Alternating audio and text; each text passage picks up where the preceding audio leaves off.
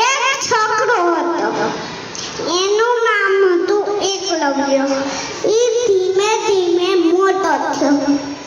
તે એને એક ઋષિ હતા. રાજાના છોકરાઓને ભણાવતા. શું કે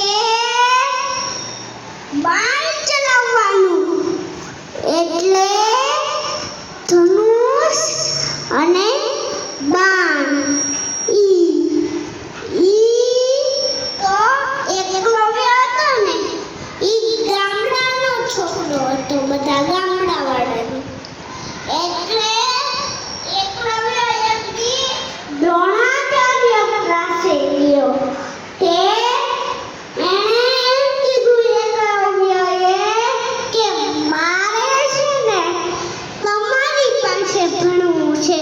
તો થોડા કાંઈ દ્રોણાચાર્ય એને ભણાવે. તો એણે એમ કીધું કે હું તો રાજાના છોકરાને ભણાવું. તે એટલી જીદ કરી કે મારે ભણવું જ છે. તો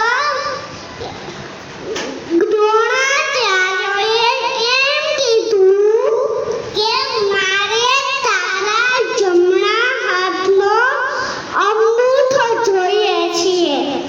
તો એકલવ્યએ કાતરથી એના જમણા હાથનો અંગૂઠો કાપીને આપ્યો.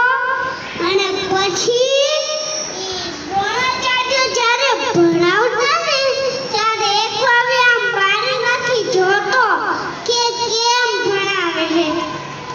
તો છે ને એકલવ્યને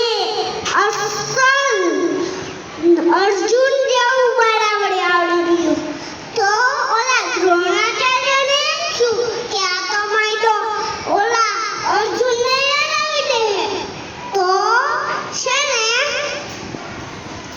પછી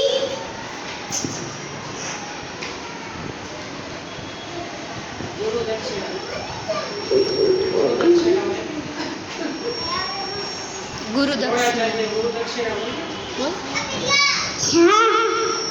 ઈ તો આવી ગયું.